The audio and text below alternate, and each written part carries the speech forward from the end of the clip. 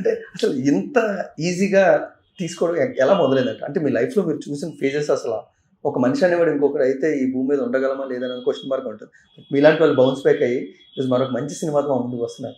ఎలా తీసుకుంటారు సార్? అంటే ఒక నెగెటివ్ గాని, ఒక డౌన్ ఫేజ్ వచ్చినప్పుడు దాన్ని ఎలా యాక్సెప్టెన్స్ చేసేయగలిగారని? సార్ డౌన్‌లో ఉన్నప్పుడు థ్రిల్లింగ్ ఉంటుంది సార్. ఓకే. ఇప్పుడు మనం చిన్నప్పుడు మనం సైకిల్ తొక్కుతుంటాం కదండీ. సైకిల్ తొక్కుతున్నప్పుడు ఇలా అప్ అండ్ ఉంటుంది. ఇలా మళ్ళీ పైకి లేస్తున్న ఒక ఆనందం ఉంటుంది. డౌన్ జంప్ డౌన్కి వెళ్తాం. డౌన్కి వెళ్ళిపోయి చెప్పి బాధపడమండి. ఆ పట్టుకుంటూ మనం పైకి లేస్తామండి. జస్ట్ ఉయ్యాలు ఊగుతాం అనుకోండి, ఉయ్యాలు పైకి వెళ్తుందండి. ముందుకు వెళ్ళిపోతాం, మళ్ళీ వెనక్కి వస్తామండి. ముందుకు వెళ్తాం, వెనక్కి వస్తాం. అదొక ఆనందం అంతే సార్. మనం ఇప్పుడు అప్ అండ్ డౌన్లో ఉంటేనే ఆనందం.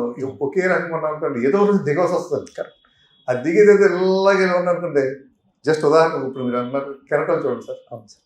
ఎలా ఉంటుంది, అలా ఉంటుంది, అలా ఉంటుంది, అలా ఉంటుంది. అదే లెగుస్తుంది, పడుతుంది, లేచి పడుతుంది. కరెక్ట్. అది పడకుండా ఒకే రంగం ఒకేసారి లేసినాక అది సునామీ అయినా ఉంది. లేకలేదు అనుకోండి, అది ఏమో మామూలుగా దాని అందం ఉంటుంది సార్.